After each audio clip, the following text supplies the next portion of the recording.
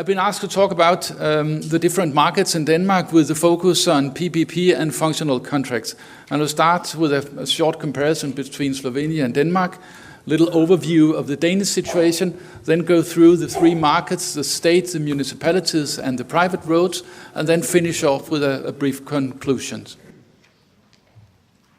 As you see, we are two small countries in the EU, so in that respect we are comparable. We have a little bit more roads than you have. On the other hand, you have more cars per inhabitant, so that is kind of balance there. And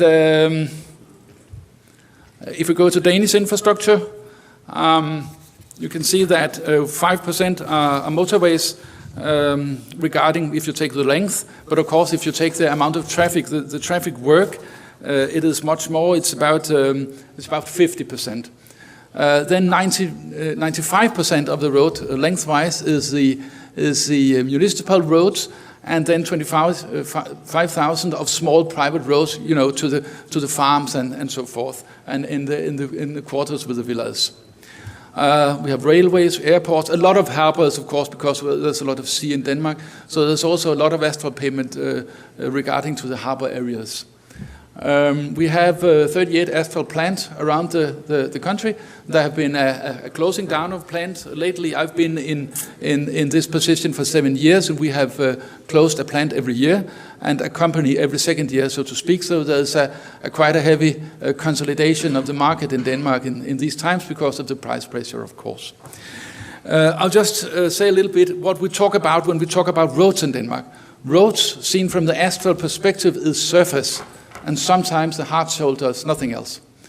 An asphalt company is a paving company who also produces the asphalt, and most of them also have divisions for raw materials. And we have virtually no concrete roads.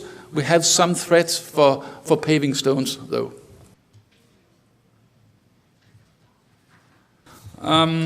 This is the situation that we have seen in Denmark since 2003, the last 10, 12 years. We have seen the investments going up in rail and roads, but it's a little bit misleading to see this go up, because if we compare with the rest of EU, we can see that we have only 1.6 of our gross national product invested in infrastructure, whereas the most of the EU have about 1%. So it's important to tell the politicians in the national state that even if they think they give a lot of money to the roads, we shall compare to the other countries. What are they doing? The future doesn't look too great. We can see that on the railways they are going down, and also on the state road, on the roads altogether. We can see that, especially after 17, it's not a pretty picture. People who have been longer time in asphalt than I have seen, well, it's important to really put the pressure on the politicians right now because it's looking so bad. But on the other hand, we have been in situations before where in a couple of years there's no money. One thing that we are focusing on is that there are a lot of roads, especially motor roads, in the pipeline. There's a lot of roads drawn down on a map. There's a lot of so-called preparation work taken care already. And our experience is that when you draw on a map a road, or if you prepare it, even if you don't have the money, there's a big tendency that it actually comes.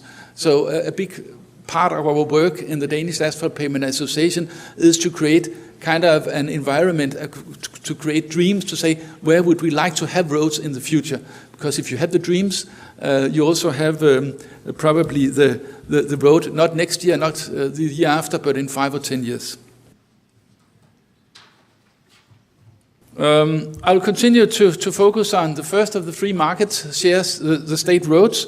And you can see here that we have had a peak in the investments, and I've discussed it with Slovenko, who said that it is very bad with this stop and go.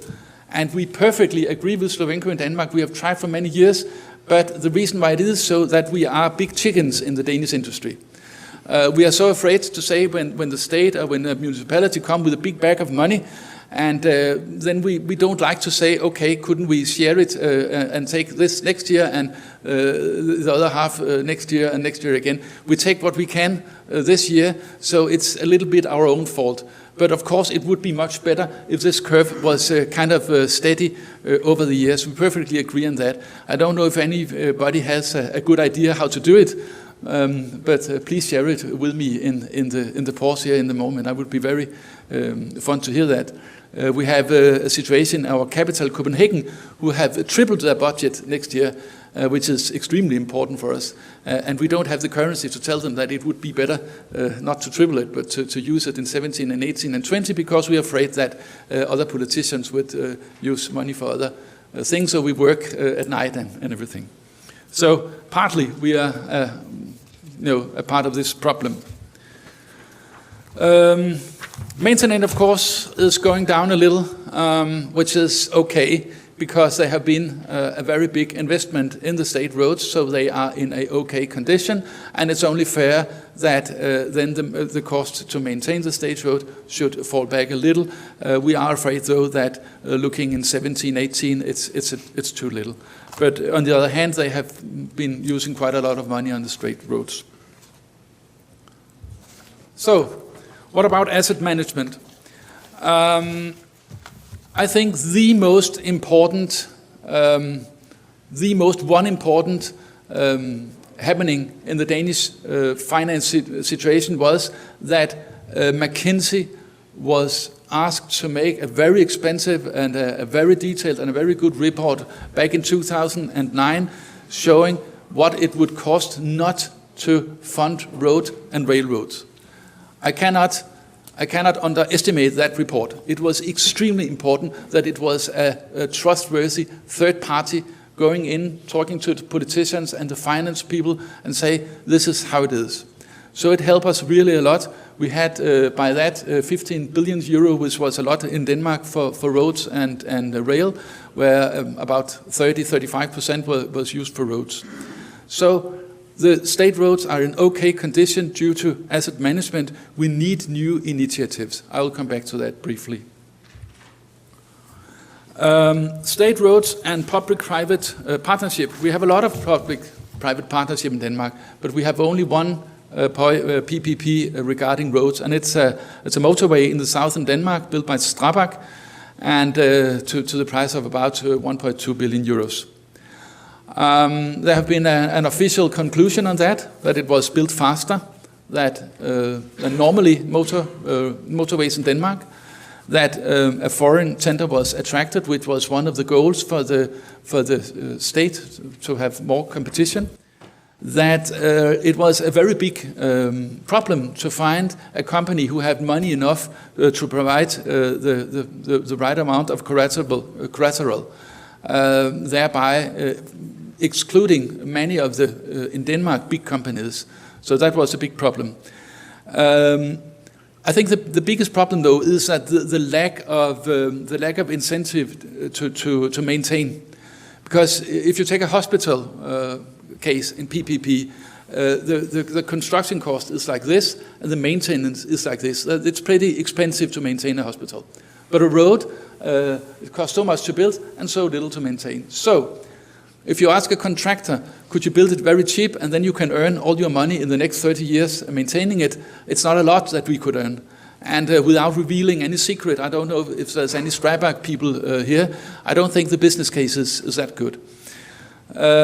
So I don't see a great future for PPP in Denmark, and maybe not so many places in Europe, but I see it as if you had the palette and a lot of forms to build ways and to finance them, PPP can be one option. For example, a bridge, a tunnel, a ring road, a special place, but we don't think it's a miracle cure.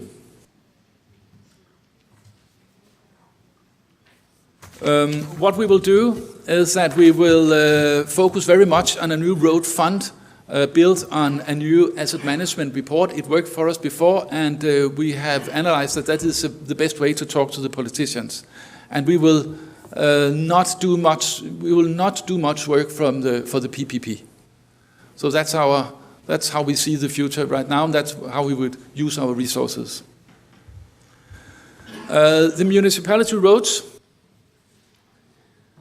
which covers about 50% of the markets, whereas the state roads is about 30%, we lack a clear overview. We and the municipalities don't really know how good or how bad it is. We can see that all the big cities are doing very much better than the small cities.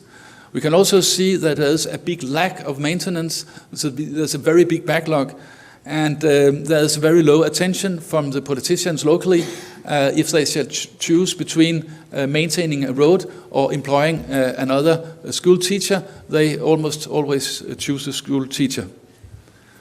And that is why we have had a rapid growth in functional contracts in Denmark. To start with the last point, as the politicians tell me, functional contracts in 15 years, they are protecting the road from the politicians. So we make a contract, it's very expensive to get out of it, and after we have gone out and new politicians are elected, they are forced to keep the contract. So that's a way to kind of to make sure that we have the money today, tomorrow, and in 10 years. Today it covers 20% of all municipality roads, and it's growing. It's typical 15 years contracts. They are working now with 12 years, and the last 3 years kind of optional. The payment, of course, is extended. The contractor pay up front, and the municipality pays over the years. It works fine with country roads, but it does not work in city areas. There's too many unknown factors. There's too many things that the politicians would like to change. And of course, the very, very important thing in a functional contract is that to keep in mind that the contractor should decide how and when. Many politicians don't understand that. This is where we make the profit, of course. That if we cannot decide how and when and how we do it, there's no money to earn.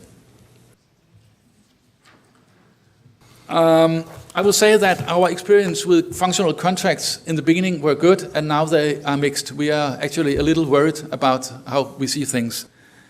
We see an expectation gap between contractors and politicians. First, the index. Luckily, most of the contracts are indexed by the asphalt index, which is very much dependent on oil, and which is, of course, giving us a reasonable amount of money every year. Whereas the municipalities is regulated by a price index. So of course, when you sit in a municipality and see the gap between the price index and the asphalt pavement index, it creates a problem. We can also see that there's a lot of discount models coming on the market. We have seen functional contracts where the value of the roads after 15 years are lower than when they started. So they have, in 15 years, they have succeeded in destroying their own roads in a functional contract because it simply was too cheap.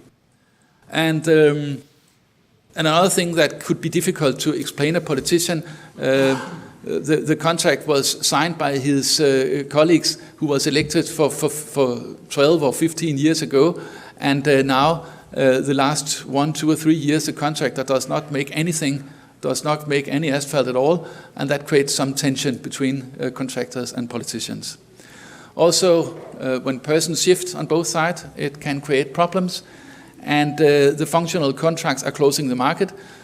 We have places in Denmark, big places only covered by functional contracts, where 2, maybe 3 contractors have them all, or 1 contractor, and then that part of the market is closed for 15 years for everybody else. It's very hard to change, and seen from the municipality point of view, they are afraid that they are losing competences in the technical department, which I guess is right. Just to make a short comment on the number of municipalities, in 2008 it was reduced drastically from 276 to 98 in Denmark, in 7, and all the counties were closed. We had hoped that would create more money for the road, but the opposite happened. It was a lower budget, less professional, and lack of value-creating networks. So just an experience for you when you're discussing smaller or bigger municipalities with the politicians. This was not a good experience for us.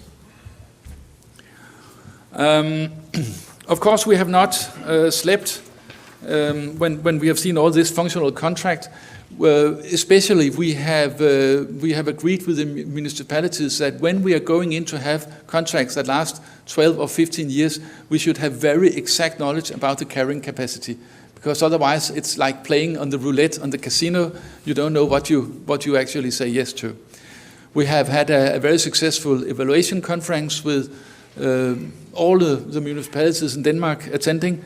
We have clear regulations. And we have more and more focused on mixed forms like partnership for 2, 3, 4, 5 years or framework agreements. And we have also tried to make the expectations very clear to the politicians. We tell them again and again, you get what you pay for also in functional contracts.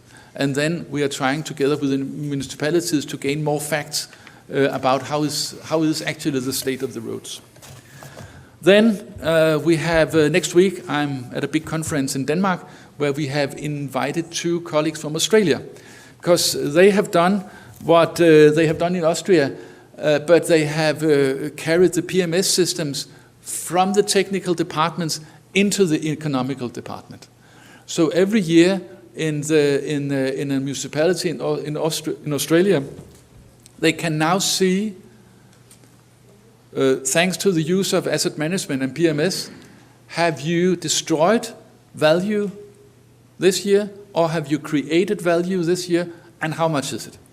We cannot see that in the Danish municipalities. Every year it's back to zero, so you can't see it. But you can see it in Australia, and they told me that they have had a steady, not big, but every year a steady rise in fundings in the municipalities, because they have made it visible and because they have carried the PMS system, the AM systems, from the technicians to the financial departments. Very interesting. So it's a thing that we are looking at. Then, least but not last, the activity is pretty low on the private market, mainly due to the crisis in the agricultural sector. And there's no big threat from concrete roads, but there is some threat from paving stones. And the way we have answered that is that we are writing now an asphalt handbook. There have not been a substantial handbook on asphalt pavement the latest year. So we will now make a kind of school book for the young engineer, the young advisor, on how to use the material, how to make tenders, and so forth. We try to do it in a kind of, should I say, intelligent way, not marketing, but kind of marketing on a higher level, where we explain all the advantages of the products. Conclusions. Regarding the state roads, we are working to have a fund, a new fund, because it worked well, and we are working to base that fund on asset management, on a new asset management report. On the municipality road, we see challenges with the functional contracts, because the profits in many of the contracts are so low. So we are looking for other models. And also we are looking for the Australian way, the asset management, the way the Australian are doing it. I mean, to take this problem out of the technical department and into the economical department. And on the private roads, we are working with intelligent marketing. So much for me. Thank you very much for listening. Thank you very much for inviting me here, Slovenko.